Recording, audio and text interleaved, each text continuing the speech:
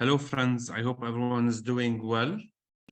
I see many people from different parts of the world joining us today. I see also some new faces. It's a pleasure to be with you. And thank you for being with us. Your friends from the Holy Land, from Palestine, from Jerusalem.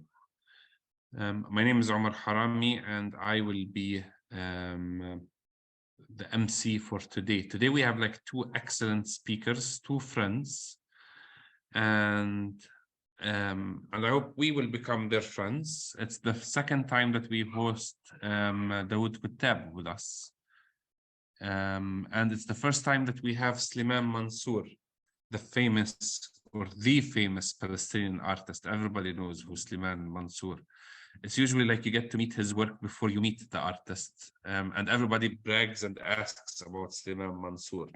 So it's the first time I meet face to face. Also, it's a virtual event with Mr. Slimane Mansour. So thank you for being with us. And I actually, by coincidence, we're doing as Sabil, we're doing a research on the grandfather of Slimane Mansour, who used to be the Orthodox priest in Birzeit village. Who is actually, there is a lot of pressure to ordain him, to appoint him as a saint. Many miracles are actually attributed to him, and it's a discussion happening in the US, but that's a different topic. An amazing person. Whenever we speak about the grandfather of Slimane Mansour, everybody, like the older people, act as children and say, I've kissed his hand when I was a little kid. So that's like so beautiful, you know. It's an opportunity to travel into time. So that's like a part. I mean, forget about my research, and we will hopefully share it with you. So thank you for being with us, Slimane Mansour. We want to make sure that you're able to unmute yourself. And Dawood. Thank you, Omar. Dawood, can you please? Thank you. I wasn't allowed to unmute until now. Thank you. So the tradition, what we do is we ask people, our guests, to introduce themselves. So you have the time that is needed. I know that both of you are very well known, but could you please also like introduce yourself and try to say something new about yourself for the people who do not know you, especially Dawood. So we'll start with Dawood. Thank you so much for having me. It's very difficult times in Palestine these days. What you might not know about me was a good question. I'm actually now in the middle of a journalistic new adventure. I'm publishing an Arabic language magazine called Milh al-Ard, which means salt of the earth. It's an Arabic language website and a magazine that deals with social, cultural issues of Christian Arabs in Jordan and Palestine and in Israel. And we're trying to both encourage and also deal with some of the difficult issues that they're facing, some of the legal issues, some of the cultural issues, and also some of the ecclesiastic issues regarding, for example, inheritance, where women still get half the inheritance of men because of the existing laws. So so that's something that maybe you don't know about me, that I'm working on this Arabic language magazine. I'll put the website online in a minute on your chat. There is an English language section to it, but it's mostly in Arabic. Thank you very much, Dawood. And Mr. Slimane Mansour, can you please introduce yourself? Yeah. As you said, an artist. I'm a painter. I was born in Birzeit. I don't know if you know what Birzeit means. It's the well of oil, the meaning of the name. Birzeit was, when I was born, a small village that was like 75 years ago.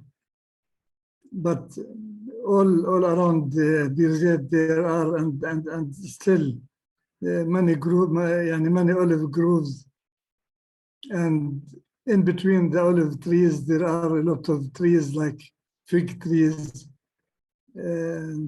grapes, Zarur, I don't know what is it.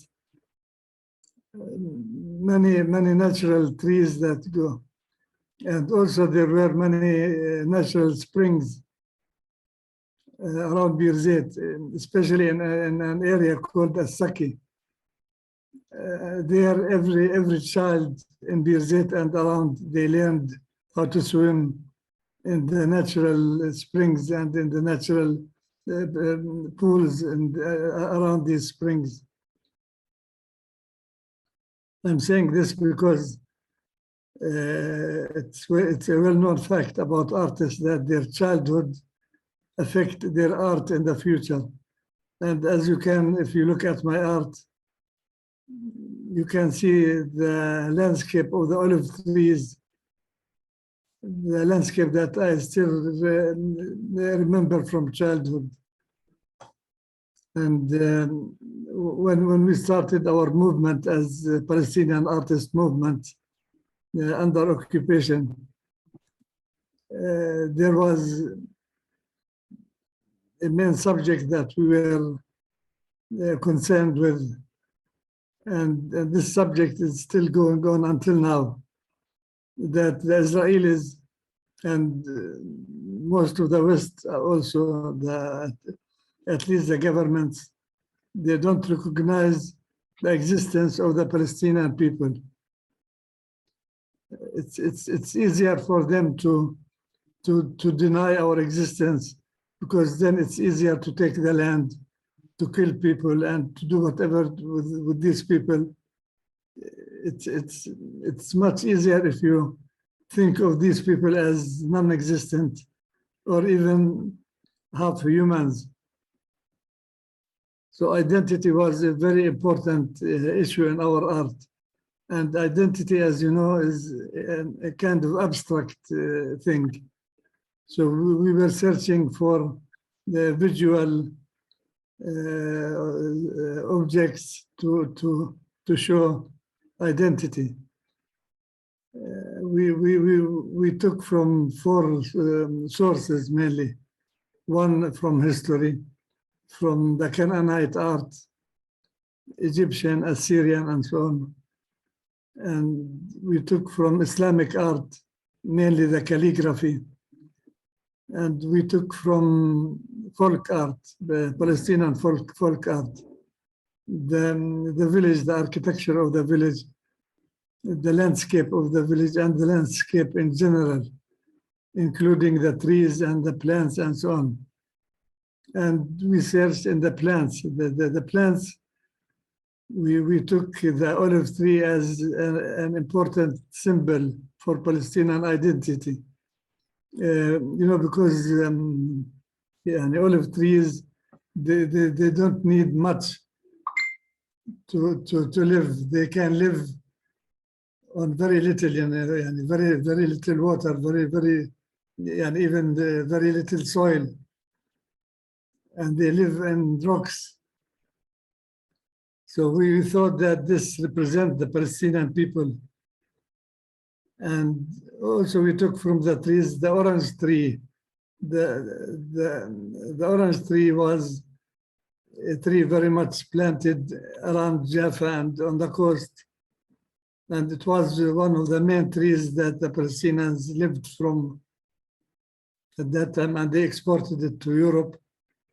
And if you look behind me, there is a painting of a tree that's half olive tree and half orange tree.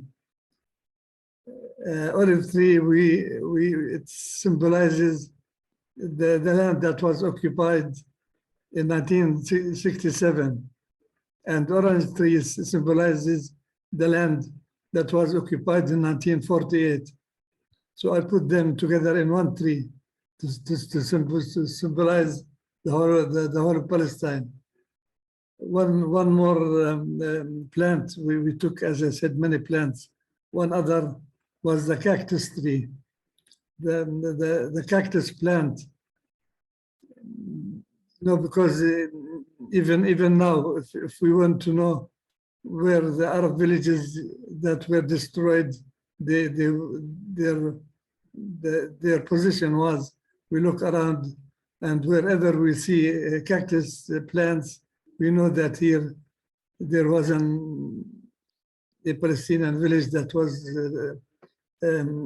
because these plants, they don't go away, they keep coming up. So we thought this is also a good symbol for the Palestinian people who keep coming up and who wouldn't die, who wouldn't disappear and die.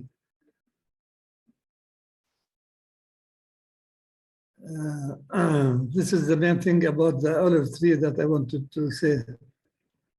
Now I have, I personally have in Bir Zayt like 40 dunams. I took it from my grandfather, me and my brothers, and my brothers gave me their land. So I'm still working in these trees until now. But what I do every year, you know, to make it worthwhile economically, I go to the group to the olive picking when people are picking olives, and I make a painting about olive picking, and then I sell this painting, and this painting brings me more money than the whole land.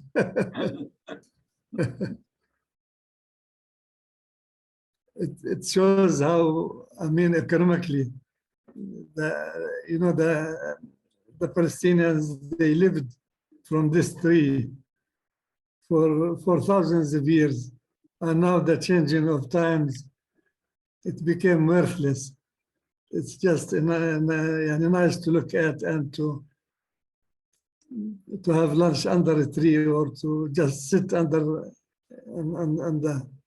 the shadow of an olive tree. It's just a part of hell, for me at least. The part of heaven, sorry. and of course the Israelis, if you read the news, every now and then they go and cut these olive trees because they think that as long as these olive trees are around, the Palestinians are around also. And I mean, still Palestinians, they benefit from the olive tree. And every year they do all the rituals that they do every year, plowing the land, cutting the dead leaves, picking the olives and making them oil and so on. This whole system of agriculture is, I mean, people used to live like this for thousands of years.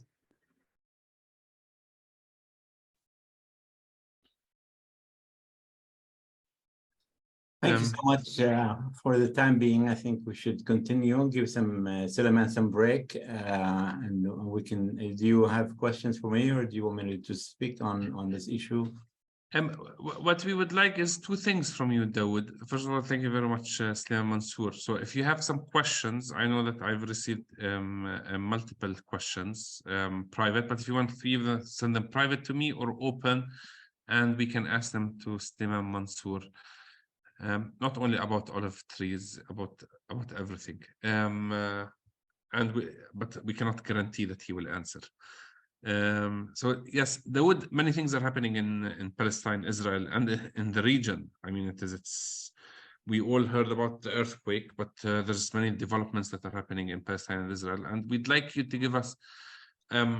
We'd like to give you the space either to comment on what's happening in Palestine and Israel at the moment, and also if you want to focus also on the olive tree, which is the theme of this week.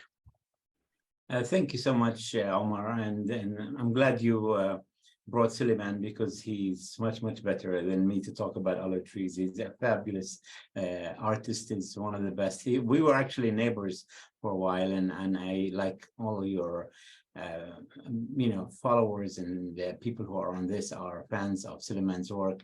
His famous painting is actually a porter, an older man carrying the old city of Jerusalem on his back. It's a very famous painting that many people, posters and so on, are about it. But When people don't know about Suleiman Mansour is that in the first Intifada, when Palestinians were boycotting Israeli products, he and Nabil Anan and others decided to stop using any paint that came through Israel or by Israel, and they made a whole system of art in which they used the henna as coloring. They use all kinds of agricultural products from Palestine to make their paintings, whether it's leather, whether it was straws, whether it was different types of things. So I'm so humbled to be on the same platform with Suleiman. He's such a great artist, and as you said, I put on the chat an article I wrote in Arab News, in which I have a number of his paintings with olives, so you can look at it.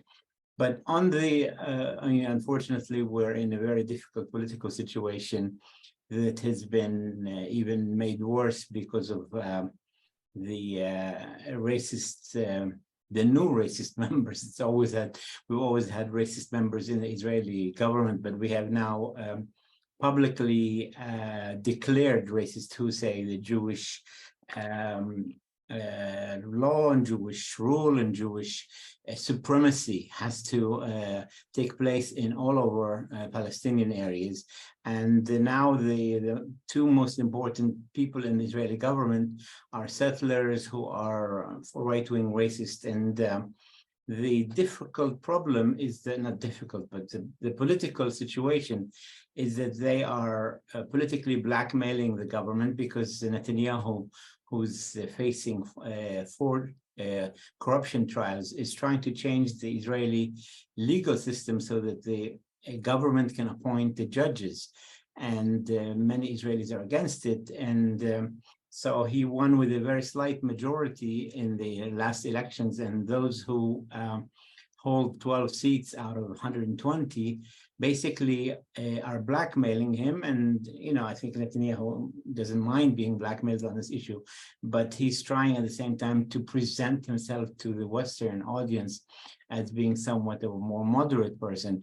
But in reality, we're going in a very, very difficult situation where apartheid is actually becoming publicly the rule of law. And West Bank, the pogrom or the destruction that happened in Hawara 2 days ago has brought back memories of many Israelis of the night before, it's called the Crystal Night, I think, whatever, in Germany. So there is a huge problem now. At the same time, the US government is trying to de-escalate the situation.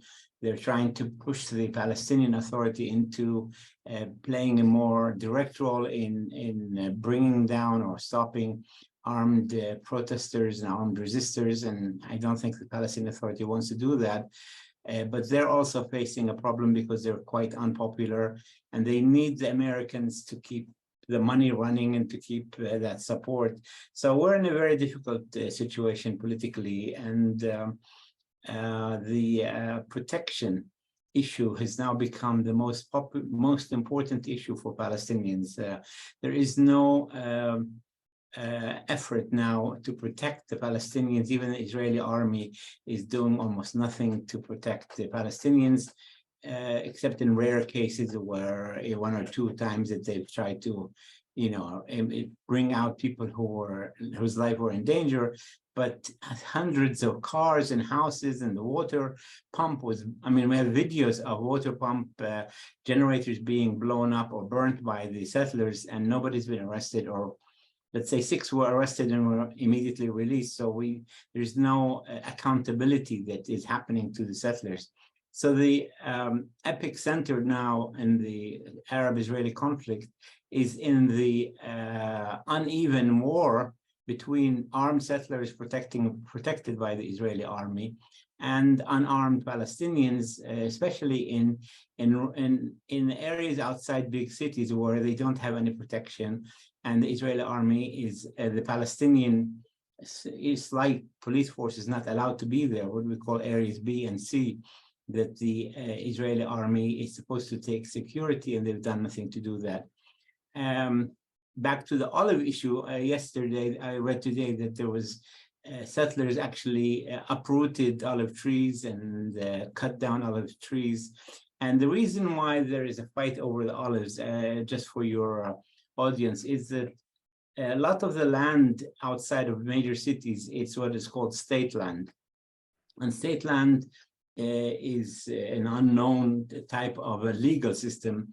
But if you, by Ottoman law, if you have plants, if you have trees that are fruit-bearing trees, that gives you legitimacy in the eyes of, you know, courts, if there's courts. And of course, olive trees are produce oil. I think almost 48% of the agriculture in Palestine is from olive trees, and 93% make olive oil, and even older trees that are cut down are turned into olive wood that carpenters and skilled people in Bethlehem make into olive, you know, like creche for the Christmas and so on. So we are in a situation where olives are, and olive trees are a huge symbol and also a source of livelihood to many Palestinians. And in addition to the fact that, as Suleiman so beautifully spoke about their role as a cultural symbol, olive trees, and we know from the biblical story of Noah that the dove carried an olive branch. And in fact, even Yasser Arafat at the UN said, you know, don't let the olive branch come down from my hands. So we're, you know, olives, I think the symbolism of olives is very interesting. And we are, you know, blessed to be in a country where olives are such a beautiful symbol, yet, you know, the reality is we're so far away from that peaceful situation. There is no light at the end of the tunnel. You know, I always write in that in conflict resolution, when there is a physical, violent fight between two groups, normally there is a ceasefire, and during the ceasefire, there is a political discussion to ensure that the problems that cause the violence are addressed. We've had 55 years of occupation, and there's no process. You know, we thought the Oslo Accords was going to create a process, but that was, you know, assassinated when Rabin was killed and Netanyahu came to power. And even today, you know, the Americans want to de-escalate the situation, but that only, you know, stops things for a few days, and then things blow up again, because the one issue that Palestinians badly need, in any community, is hope. If children and youth and young people and people don't have hope, then they are more, you know, up to carry out armed acts, even if they could get killed, because they don't feel like their life is worth it. So hope is being cut down. There is no process, there's no peace process, and there's no even attempt at pretending that there is a peace process. I mean, at one time we had the pretension of peace process. Now even that pretension is not there, and so people don't see any future for themselves. Those in Gaza are you know, escaping and going on boats to the Mediterranean. Many of them are dying in the sea because they want a better life. Palestinians in the West Bank are looking for opportunities to emigrate, to leave, and especially the Palestinian Christian community is becoming smaller and smaller, all because people don't see any sign of hope. And, you know, if there's anything that olive trees talk about is peace and hope, yet in reality, people don't see that hope. And I think that's the issue that we need to work on. I think there is no there cannot be a de-escalation of the violence if there's no parallel political process. And, you know, the generals and the security people on Palestine and Israel and the US can do everything they can, but in the end, without the hope and without a process and without the end of the occupation, all of this will be wasted, and we'll have that cycle of violence. And, you know, Newton's third law says every action has a reaction. every action has a reaction equal in power and opposite in direction. So, you know, you killed 10 people in Jenin, including an older man, and then somebody in Jerusalem killed 7 Israelis. You kill 11 people in Nablus and Hawara, somebody kills 2 Israelis. That cycle of violence has to be broken, and the only way to break it is by giving people hope. And so I hope, you know, you all share with us and you pray with us that we need to break the cycle of violence by ending the occupation. That's the only way that we can really have a genuine change of the situation. Otherwise, it's just buying time and kicking the can down the street, but it's not going to produce a genuine peace process.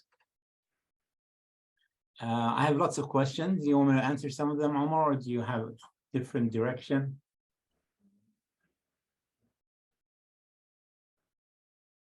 I think Omar is frozen. So anyway, let me answer some of these questions. I think we'll start asking the questions. Mr. Sliman, we have a question actually from Germany, and he says, I met you 15 or 16 years ago in Jerusalem, much later. I read that you were in Israeli prison as a young guy, and it had to do with art, hadn't it? So is asking, have you been arrested because of the art even, I mean? Actually, I spent very little time in prison, interrogation more. I spent like 1 month twice, and I was interrogated like anybody else with a bag on my head, and I was beaten. I think it wasn't about art. I mean, obviously, but I think they were trying to frighten me, to make me afraid of doing political art, as they used to call it. In 1980, I made an exhibition in Ramallah, my first exhibition, and this exhibition lasted only 6 hours. And then the Israeli army came and closed the doors of the gallery and took the keys. After about 1 month, they called me and another 2 friends whom we owned that gallery.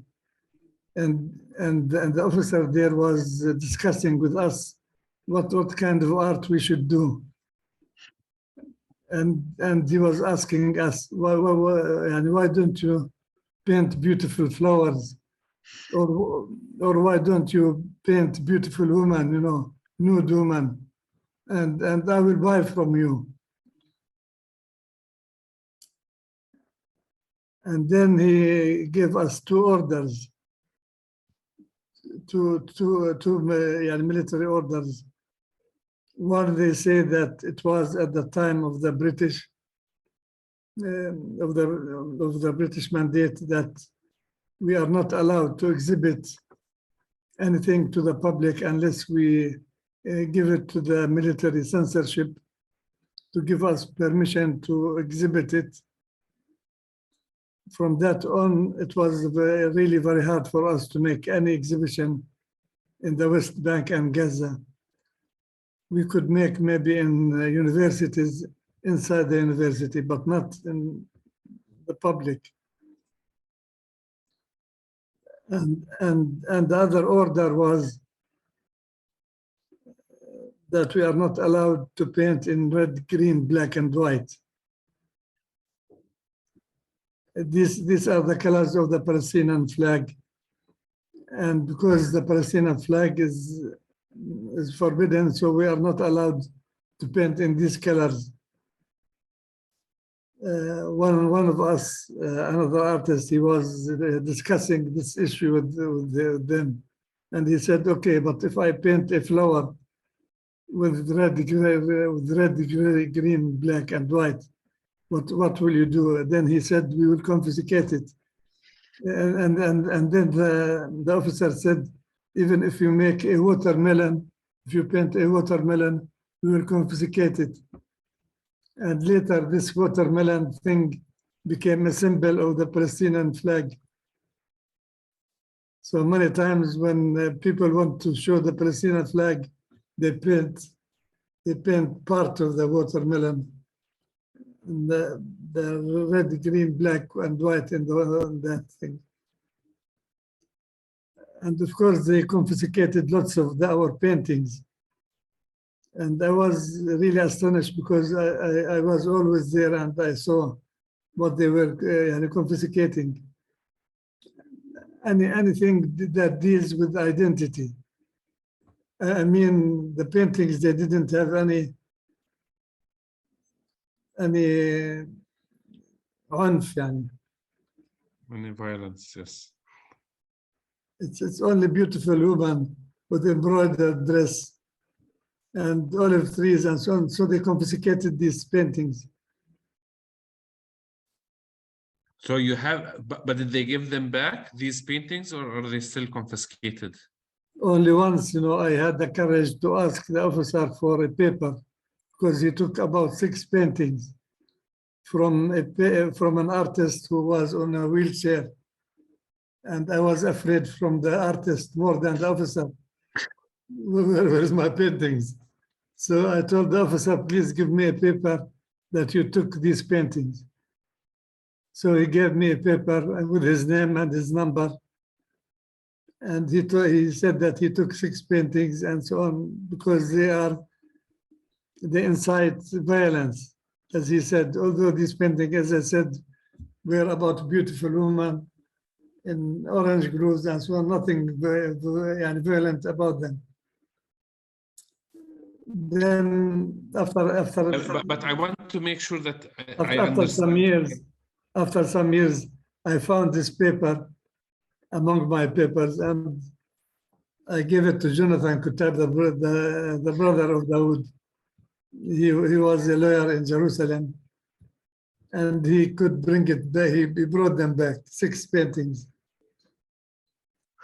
Okay, so you got 6 So paintings. that was the only time that we did get back something that they confiscated. I think maybe Jonathan is on the call, if I'm not mistaken. I'm not sure if it's if I saw him logging in before. So if he comes back, maybe we ask him. So you have paintings that are still, to make sure, that are still confiscated by the Israeli army, the Israeli occupation army. Yes, we have many. Even when they gave us the keys for the gallery, we went and opened the gallery. I found from my own gallery, from my own exhibition, 4 paintings are missing. During this time, they went there, opened the gallery and took whatever they wanted. But I don't have a piece of paper to give it to Jonathan. My bad luck, but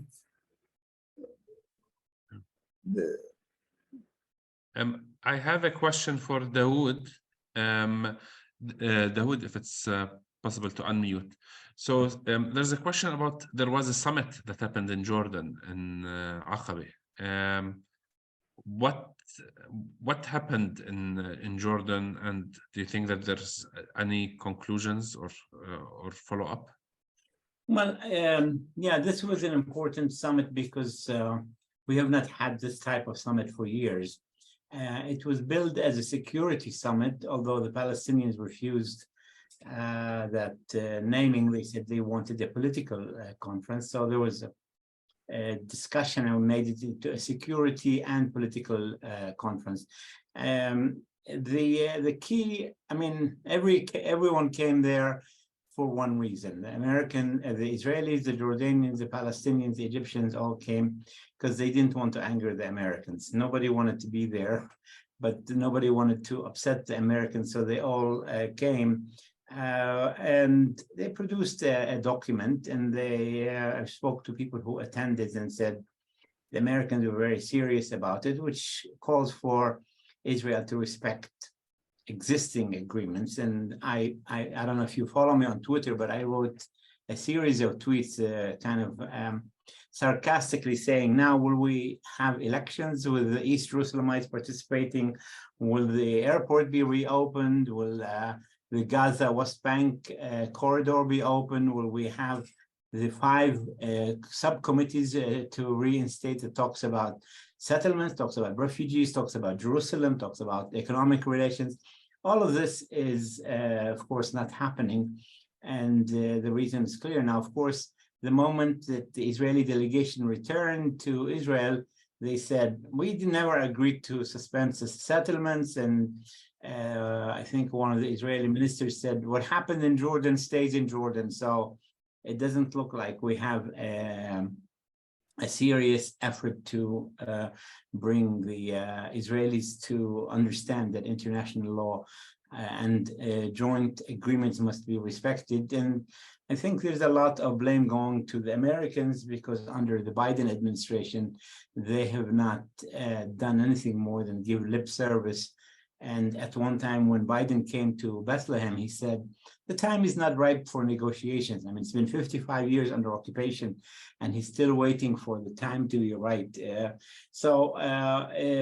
There is expectations that the Americans should do more with the Israelis, but the Palestinian public is not very happy with the Palestinian leadership, and they feel that it is not able to defend them, and it is not doing anything to move the process. The Palestinian leadership is saying, we're trying our best with the tools that we have. The balance of forces is against us, and they're trying hard at the UN, but the Israelis don't care about the UN.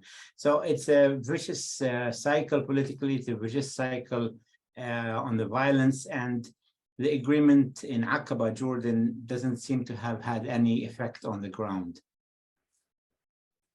Thank you, Daud. Sliman, we have, Mr. Sliman, we have a question. A lot of Palestinian paintings have images of the side of the face, similar to Picasso. Where did the style develop from?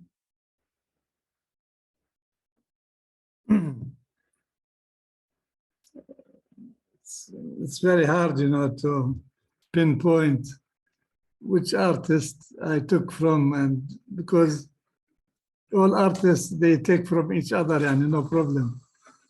And Picasso is such a dominant figure in art. But I liked a lot until now. I like Diego Rivera, the Mexican artist. So if I want to say that I am influenced by anybody, it's Diego Rivera more than Picasso. So here's a question, it's actually a combination of two questions.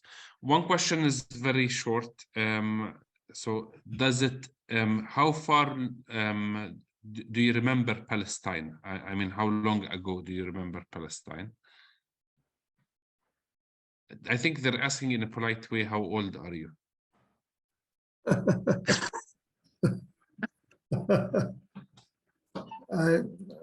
I was born in 1947. So yes, so it's not very old. So here is Not the very second, young. not that old. Yeah. So it's so the question is, how does art contribute to the Palestinian resistance to the oppression inflicted by the Israeli government? And did the olive tree play a different role in Palestinian art during the Intifada, the first Intifada?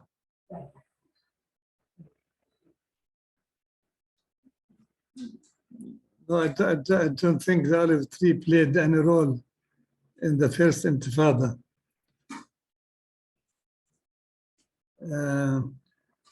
But I think not only visual art, but Palestinian culture, it helped a lot to humanize the Palestinian people, where there is a lot of work by the Zionists and the Western powers to dehumanize the Palestinians. And the Arab culture, including visual art,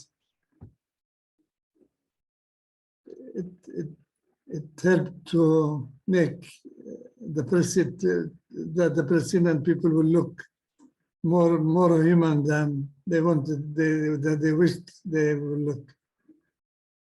But also, for example, I have now a page on Instagram. And I have lots of young Palestinians who were born in the United States, in Europe, in the diaspora. And every now and then I have a letter from a young girl or boy saying that through your art, we started loving Palestine again. We now love Palestine. And our aim is to come back and see it and to live there. And your art made us proud in a way that we are Palestinians. And this is the maximum I want to have from my art. I don't want anything else. This is what I want from my art, to have an influence on young people and to make them love their country and be proud to be Palestinians. Thank you. This is very powerful. So it's a question again for you. Will you go to London for an exhibition in the near future?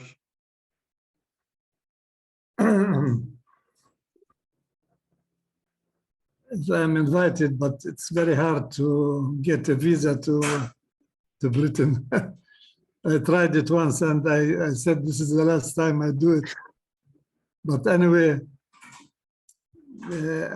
from my experience in making exhibitions in Europe and in the States, even before we opened the exhibition, we had lots of enemies and we have lots of friends. Even an advertisement saying this is Palestinian art, it makes people, some people, it makes them angry. And some people, they like it. And even without seeing the art, without knowing what is in the exhibition, I really don't like that, because it's not my aim my aim is to go and show my art, not to have fights here and there. I think, especially in Germany, the Germans are really afraid to show any kind of affection to the Palestinians, or not affection, but at least some support. This anti-Semitic thing that the Zionists are using is really making a big effect on many people in Europe and in the West. And I don't know how long it will go on like this. I mean, things are moving slowly in Germany, but it's still very bad. We give thanks to our friends in Germany who are trying to make a difference. Dawood, we have a question about the status of holy places in Jerusalem. Al-Aqsa and continues to be under attack. A number of churches have been under attack since the beginning of the year. Is there any measures to protect the holy sites in Jerusalem from Jordan or from international bodies? Thank you. Yes. No, the situation in Jerusalem is very explosive. I just posted a few minutes ago a long story I wrote for a news site called The Jerusalem Story. I recommend many of you to enter that site. It's a very detailed academic website that talks a lot about the situation in Jerusalem. We did a story on education about a month ago. Now we did a story on the demolition orders that Israelis are using. But Jerusalem and Al-Aqsa is a ticking bomb. And in fact, one of the reasons why Jordan allowed or encouraged the meeting in Aqaba last week was they wanted to get the Israelis to commit to lowering the tensions during the holy month of Ramadan, which begins in about 3 weeks, and it overlaps with the Jewish Passover holiday. And there's a lot of fear because the last 10 days of Ramadan are very holy days, and people stay in Al-Aqsa overnight.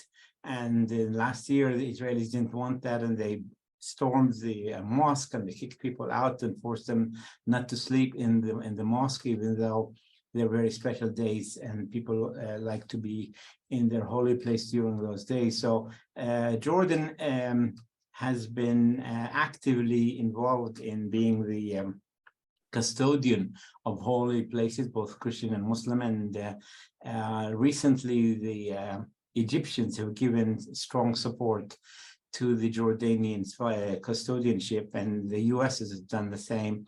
And so I think the Jordanians want to ensure that Ramadan and the rest of the year in Al-Aqsa Mosque at least goes peacefully. We'll wait and see. Very few people are worried because the Minister of Police is publicly on the record saying we need to change the status quo, and we need to allow Jews to enter and pray on what they consider to be the Temple Mount, and that would be very explosive and would burn and ignite the entire region. And so there's a lot of worry that the Israeli hardliners are going to cause this explosion. So yes, Al-Aqsa is quite worrisome. And what I noticed recently is that we've seen an uptick in the attacks on Christians. We've seen the Armenians being attacked. We saw statues in the Church of the 70 being attacked. We saw spitting on priests in Jerusalem. And if you notice the Security Council resolution 2 weeks ago, for the first time in my history I've ever seen, they used the two terms with anti-Semitism. They said we're against anti-Semitism, against Islamophobia, and against Christian phobia, which I thought was very new. I've never seen anybody use the term Christian phobia.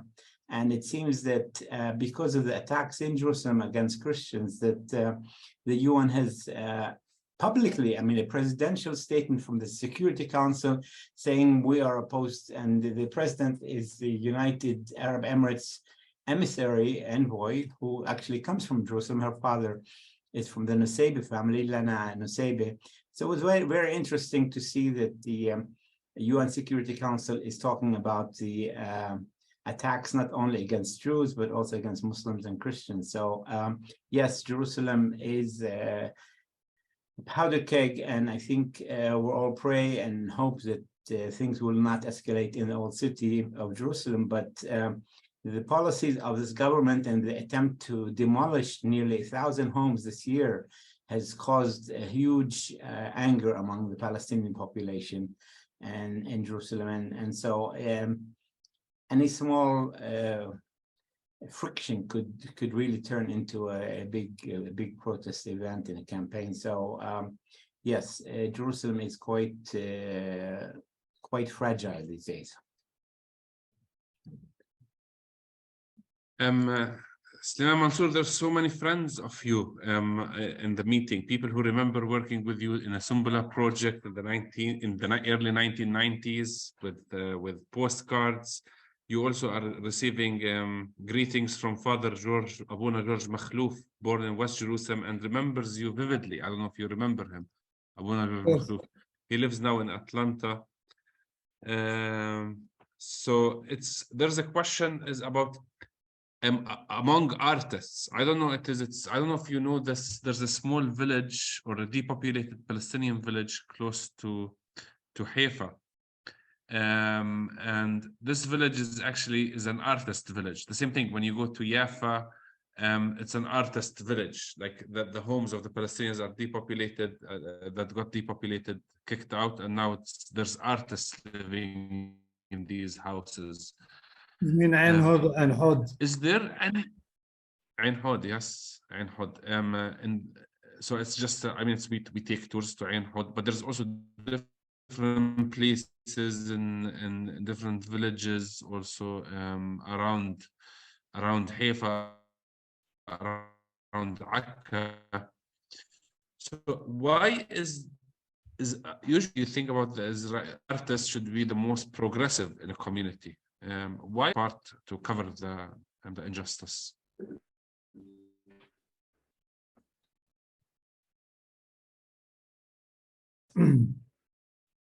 Well, because I studied in an Israeli art school, and I know artists. I can say that I know many Israeli artists. And many Israeli artists, I can say that they are progressive, but they are progressive until a certain line. After that, they are not progressive at all. And from the tens of artists that I know, maybe two are really progressive. The rest, they like to be progressive, but they can't, because the situation they were put in, occupying this land and living in it, and all this doesn't allow people to think freely, and even many of them are afraid to say their mind, because they will be labeled as traitors.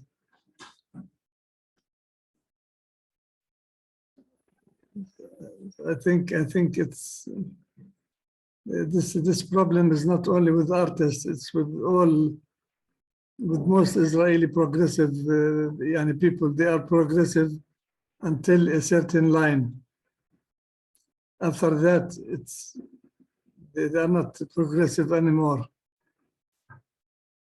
So Ain Hod, this village is really a beautiful village, an Arab village that they didn't destroy, and they gave it to artists to use it as art village.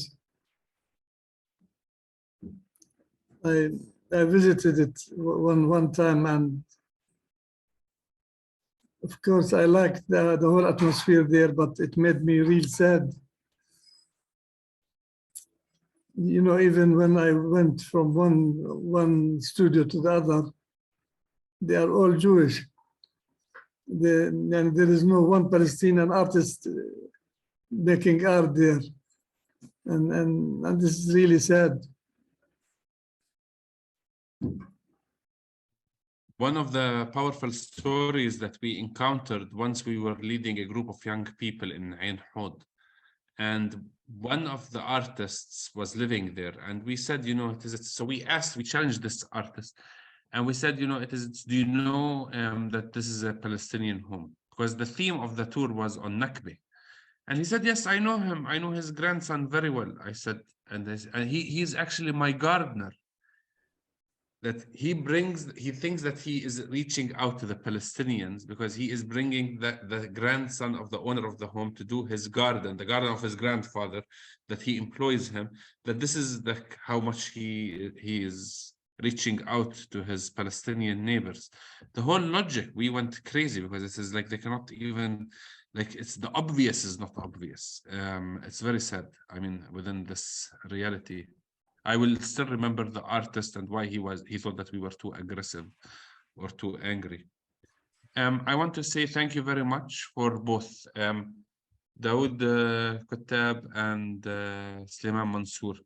I think Sleiman Mansour, you are we're actually working on a document, and we use you as one of the springs of hope.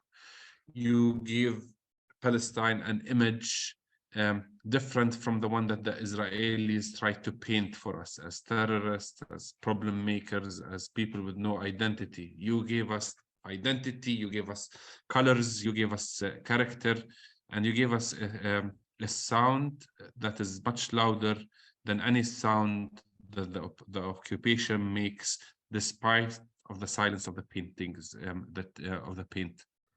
And I would thank you for being a journalist. Thank you for doing the work and spreading the news. We know what's wrong. We're fighting it, and we will overcome and we will win. Exactly like the olive tree. So under the olive tree, people meet, eat, drink tea or coffee, and share stories. And this is what we did today in this theme. We sat together, we enjoyed each other's company, and hope to see you next week, friends. Next week, we have an amazing speaker, a young Palestinian female. I think she's a theologian. We'd invite you to attend and to listen to her. Next week is the week of is Women's Day, International Women's Day, and we're blessed to have an amazing speaker. So don't miss next week. You're welcome to join us again, also Sliman and Dawood next week. Thank you. Take care, Thanks. and I hope you enjoy the rest of your evening or your morning or your day. Thank Take you. care, friends. Bye.